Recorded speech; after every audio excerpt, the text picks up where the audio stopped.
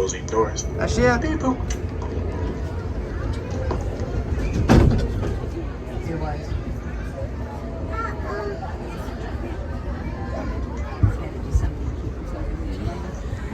And good afternoon, Bronx explorers, and welcome aboard the Wild Asia Monorail. My name is Will, and I'll be your guide and driver for today. Now today I'll be your guide, and you will be our field scientist in training. Once we have crossed the Bronx River, we'll be transported to Asia as if by magic. We'll visit animals from China to India, Cambodia to Nepal, and more. If everyone safe that the monorail train, please remain seated at all times. Please keep your hands and feet inside the car.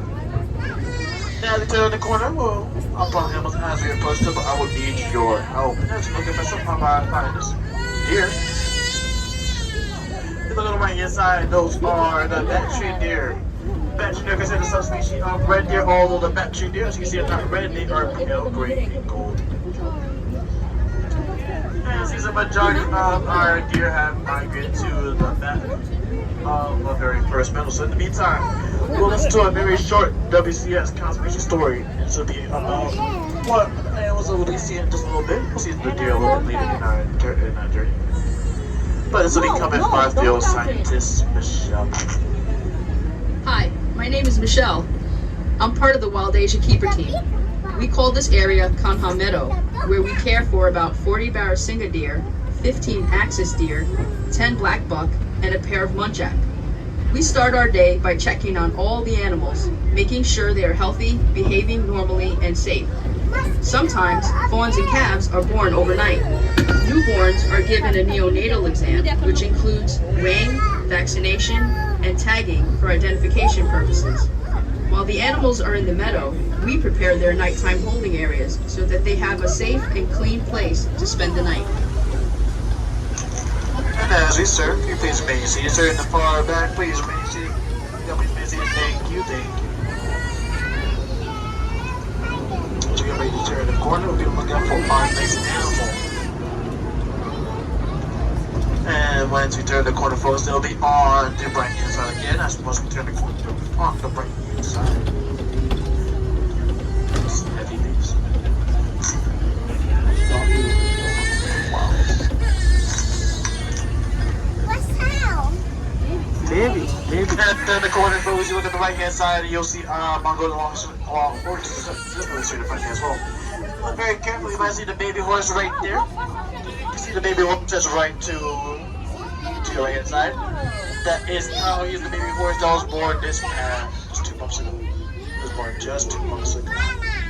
If you don't know, the Mongolian wild horse, also known as the Shavolsky horse, which was once extinct in nature, but now they can only be found in zoos today.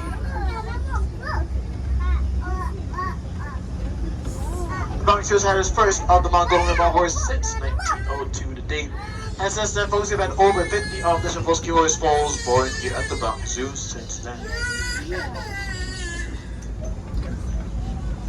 I saw that baby. Yeah, baby over there, daddy. And since you got the chance to see the Mongolian horse, you may have also noticed the difference between these horses here at the Bronx Zoo and the domestic ones you're used to seeing. These horses have a stockier build, shorter legs, and also an erect mane, which is a missing piece of forelock. That is a piece of mane that goes over the forehead. But as we are continuing along and looking for some of our more animals here in the Bronx Zoo, listen to 2 short WCS conservation stories, one about the story in Indonesia and another about Mongolian wild horses from Jonathan. Here's the first one. Farmers in Indonesia live closely with wild animals, like elephants, which we will see shortly. WCS field staff worked with local leaders and farmers in Indonesia to come up with the Crop Protection Unit. This unit created many different ways for farming to continue in close proximity of wild animals. One strategy was to soak ropes in chili powder and place them around the crops. Elephants do not like chili and leave the farms alone, allowing the farmer and the animals to share the habitat peacefully. I'm Jonathan Slatt, and I'm the Russia and Northeast Asia coordinator for the Wildlife Conservation Society. I believe that wildlife has a place on this earth. My job is to find practical solutions that allow people and wildlife to thrive together. Petrzovalsky's horse went extinct in the wild in the 1960s. And on a recent trip to Kazakhstan, I thought about the ongoing and successful efforts in that country to bring these horses back to the Central Asian steppe. The world needs happy stories, to watch the impossible become possible, and to see hope restored. And that's what's happening today with Petrzovalsky's horse. And as we continue, folks, we're going to look out for our next animal, which looks like a very large cow-like animal. And folks, when you do spot this, that would be, you'd be looking at the galler. If you don't know, the galler are the lungs of the wild cattle. Male gallers weigh as much as 2,000 pounds, which is equivalent to as much as a small car. Stick hours in just a second as we enter further in. You'll look to the upper right hand side so that you begin to see the galler. Oh, wow. You see it up there? Look, Daddy, you see it? Look, I see it. Casting up to about 6 feet tall and also 10 feet long. The galler's massive size and impressive horns, so a male galler can fight off just about anything to even fight off a tiger. As we continue our journey, here is another short WCS conservation story from my infield scientist. Hi, I'm Dave, a wild animal keeper here in Wild Asia. When the Bronx Zoo received 2 female and 1 male gaur from the San Diego Zoo, it took a couple of introductions before all the animals were caught. But after a little bit of time, the 3 new animals fully integrated into the herd, and we have the family that you see today. A family group of gaur can consist of up to 40 individuals and is typically led by an older adult female called the matriarch. Since the 2 females and 1 male have been added to this family, there have been a number of offspring. This is important because gaur are considered to be a vulnerable species, so it's vital to maintain a healthy growing herd here at the zoo. And folks, as you practice our scientific observation skills, maybe hearing a noise from the concrete jungle rather than the Asian one. Folks, it's easy to forget that the Bronx Zoo sits in the heart of an urban-like environment, so the noise you may hear directly behind you is none other than the Bronx for highway traffic. And the fence in front of you is used to reduce the city traffic noise. Now, as we enter this next battle, for everyone's safety on the monorail chain, with me, please remain seated at all times. Please keep your hands and feet inside the car. As now, be on the lookout for our tiger. That's how you see he's driving all the way up. That is Anakin. Anakin's old, years old. There's something after the tiger species. Now, there's 2 types of tiger species that are here at the zoo again. As they do before, and are the largest of the tiger species, while the Malay are the smallest. Again, there's Anakin. Please move the opposite way. Folks, if you did not know, tigers eat a variety of species, but they never prefer to eat wild pigs and medium-sized deer. Tigers can eat as much as 40 pounds of meat, which is equivalent to 160 hamburgers in one sitting. A meal that size tiger will not eat for several days. Here the blue shirt. They're in B3. Please please use the glasses. There you're leaning over. Folks, please have the kid remain seated. If you want to see more tigers here at the Bronx Zoo, please visit Tiger Mountain. If you want to see more delicious hamburgers, you look into the upper right, you'll see the galler. You see some of the baby gallers also as well. The galler, the most of the wild cattle. Folks who are in cart 4, the kid that is standing up, we have to remain seated. Codes. Folks who are in cart 4 with the navy shirt have to remain seated. Thank you. And it's in the back of the first battle. We'll look out for some of our finest animals. You see, these smaller ones, these are the black buck antelopes running. Black buck antelopes are sexually dimorphic, meaning the males and females are quite different from each other. Males have long horns that go about 2 to 3 feet long, while the females have no horns at all.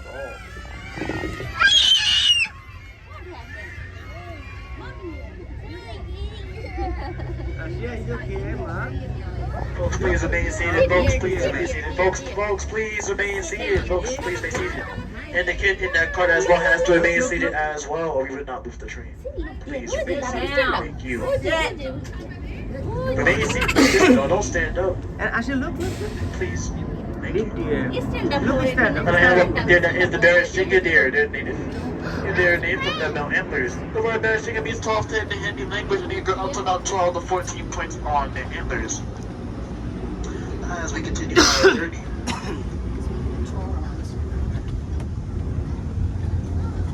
Now we're looking for our next animal, which blends in the muddy area and calls home. So if you see a pig with upper tusk, step from the top and snort, and it curves backwards, folks, you locate a pig called the babarusa. The word babarusa means pig deer in the Malay language. As we look at babarusa, is underneath our tree at the moment. But the second one hopefully should be in the open because it's been sleeping all day. No, please don't. Does not want to be seen at all today. I apologize, folks. These babusas were sleeping majority of the day. I guess they just don't want to leave. And as we continue, Anna, elephant coming. and folks, as you're getting ready to see the next animal, understand that our animal is very close to their game. But understand that, folks, so please have patience as you walk as we enter in. You look to the right hand side, you'll see that is Patty, our Asian elephant. What Patty? See Patty on the right hand side? As we leave Patty, you'll see Patty on the left hand side. Patty will not be moving, folks. So Patty is our Asian elephant, folks. Please do remain seated. Miss, remain seated, please, folks. Folks, remain seated, folks. I don't know if you hear me, please remain seated at this time, folks. Folks, please remain seated. I understand Patty's right there, I understand, but as you enter in, to pinch you, as you leave back, to pinch you as well. Patty will not move at all. I promise. Folks, in the very far back as well, please do remain seated. Don't you want to know anything else about Patty? Thank you. I know Patty's over the age of 50 years old, and the tree is right in her meadow. That is her elephant tree back scratcher. You see the little hook? She pulls it down with her trunk and it scratches her back. Patty weighs over 10,000 pounds, so she must eat a lot of vegetation, which includes eating 200 pounds of hay each day, also drinking 60 gallons of water each day. And just her elephant trunk, she has over 40,000 muscles, which is used to tear off an enormous tree branch and pick up a blade of grass. And here at the Bronx Zoo, elephants get a lot of personal attention, which also includes getting baths and pedicures. That's all free of charge. Now, as we are on the lookout for our next and last member of our tour, as we enter in further, we're going to look out for our greater one-horned rhinoceros. We're going to look for Penny. But in the meantime, folks, as we look up for Penny, here's a short WCS conservation story from one of our in-field scientists. Yes. From our field scientists, we'll be talking about our Asian elephants. We'll see Penny just a bit short. WCS works with many species of tigers. WCS works in the field with both African and Asian elephants. Here is a note from our field scientists who work with Asian elephants. My name is Donny Gunaryadi, and I'm the Elephant Conservation Coordinator for WCS Indonesia. The first time I saw a Sumatran elephant, I thought, this is a magnificent creature. They will be safe because they are so big. But the truth is, they have declined 50% since the 1980s. Even though rats and insects cause more damage to crops than elephants, because the elephant is so huge, psychologically, it seems more threatening. So when there is conflict, the farmers poison the elephants.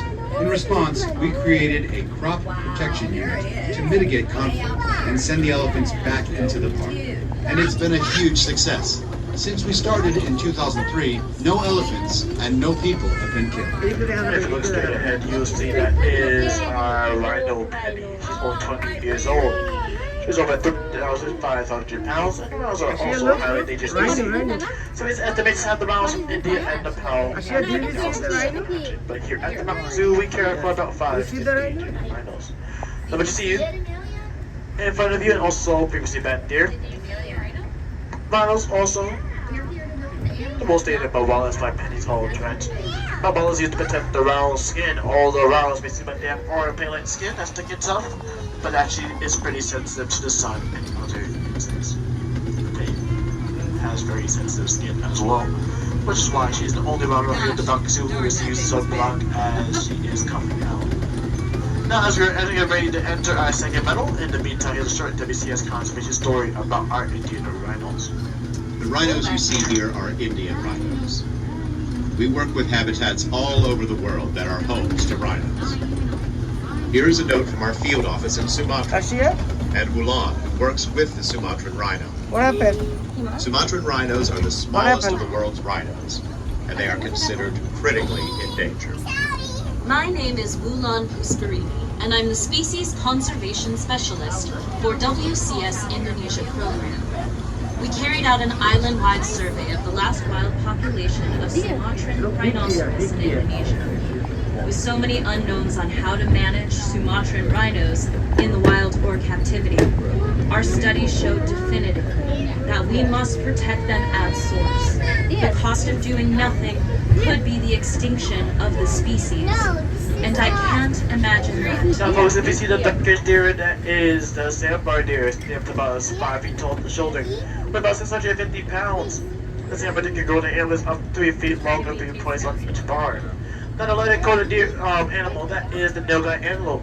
Next to it, the Nogai love to eat leaves, fruits, and flowers, and they will stare at hind legs when they're eating a delicious meal. The word Nogai means blue bull in the Indian language as well. Now, the spotted deer that you might have been able to see, that is the most sea deer that is native to the island of Taiwan. They will be found in zoos today or the national park in Taiwan. So, now if you do see a very small deer as we are going to turn this back, hey, look at the left hand side. That is the hog deer. How they get the name because they're short and heavy like the hog. There's the hog deer right there. So hog deer. That deer is the sandbar deer, the darkish one. How they move like a hog. They creep low and also run under things rather than leap over things like most deer. But now there's a alarm to make a whistling sound or a warning bark that's quite similar to dogs. As we continue to see more of our deer.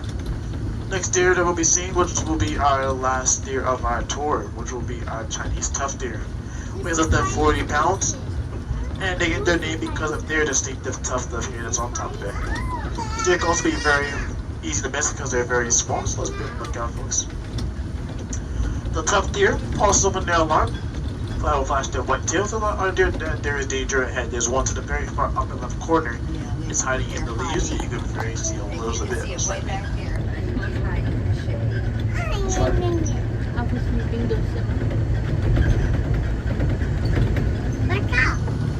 And also the Chinese tuft is also known to be nicknamed as the vampire deer because of its long design teeth. Is everyone okay with that deer? Alright. As you get ready to turn the corner,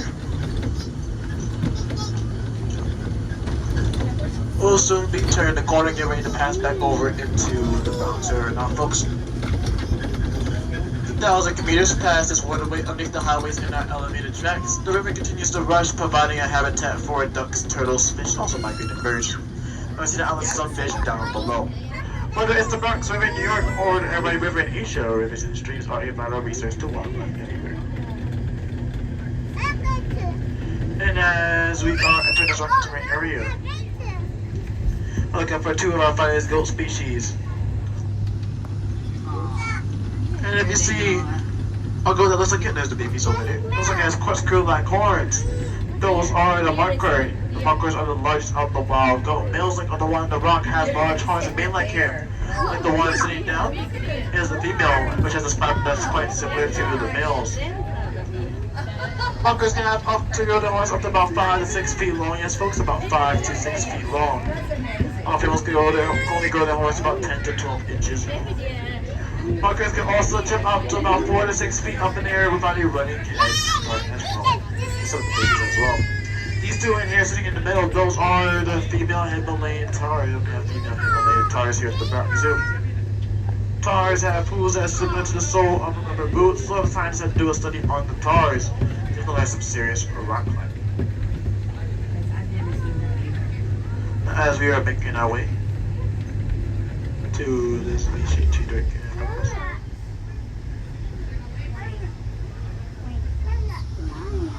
We're looking for our next and last animal of our tour, so please, folks, as you're into this area, please may see at this time, keep your hands and feet inside the car as we're going to be looking out for our red panda. Now, the red panda you see right there, that is Linus, folks. Linus is only 10 years old. And then the folks in Nepal, the red panda is called Han-Ho, which actually means firefox. Chinese word for red panda means small bear cat. Now, folks, what does the red panda remind you? If you also want to have the house, I should show you. Today, we know that the red panda is closely related to skunks, weasels, and raccoons, not related to the giant panda, although they do both eat bamboo. If you'd like to see more of the red panda here at the Bronx Zoo, please visit the Appalachian exhibit. There you can see one of Asia's biggest cats, which is the snow leopard.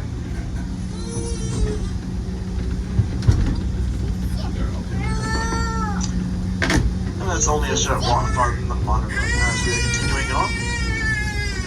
So get ready to turn the corner, folks. Our journey is now almost coming to an end. You've heard from some of our scientists here in the field and trust me all science skills while you're on this ride. You've been inspired by what you've heard and also seen today.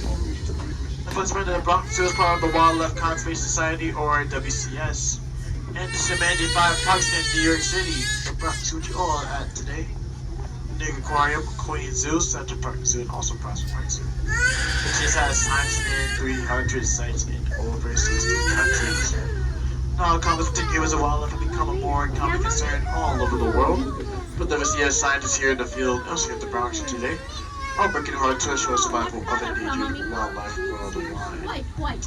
Now, folks, we'll be coming to a brief stop in just a little bit. There's a train in front of us at the platform. Again, there's a train in front of us at the platform.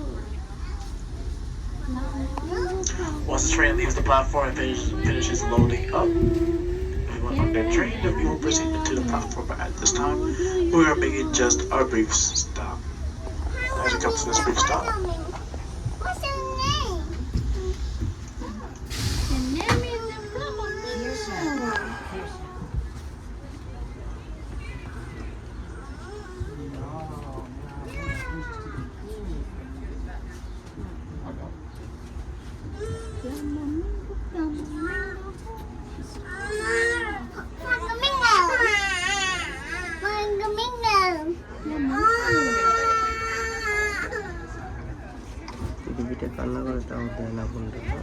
it's really for the bus now beginning to start leaving the platform.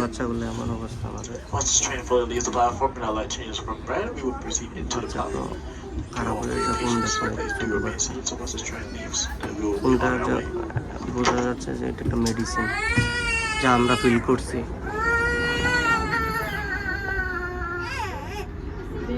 কোনটা দিলে অসুখটা ভালো হয়ে গেল।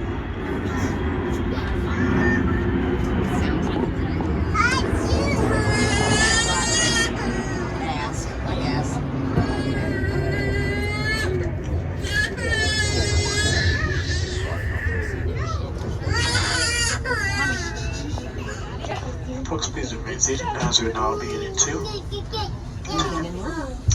Now our journey is now officially coming to an end, so please do remain seated until the monorail car has made its final stop at the platform. And watch your step when you're exiting the monorail car. Now folks, ready to step up for those exiting from the front row and step down for those exiting from the back row. On behalf of the Bronx Zoo, I thank you all for joining us for today. Please come back and visit us again soon. Again, my name is Will, now as your guide and driver. I thank you all for joining me on this tour. Folks, about the exit B2 to the right hand side. Folks, in the first 6 cars, exit B2 to the right.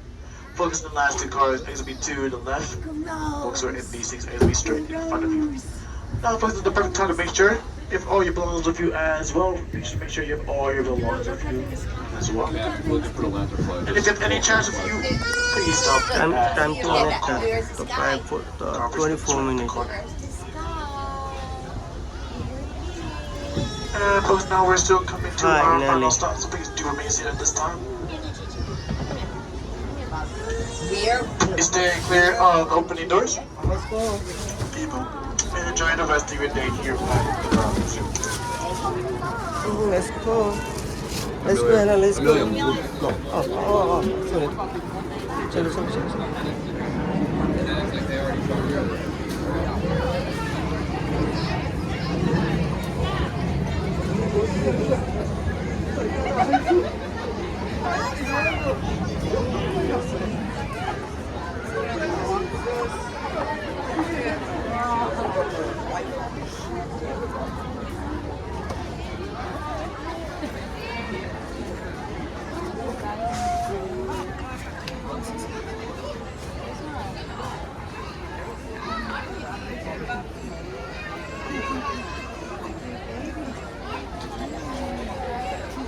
আজকে প্রচুর মানুষ না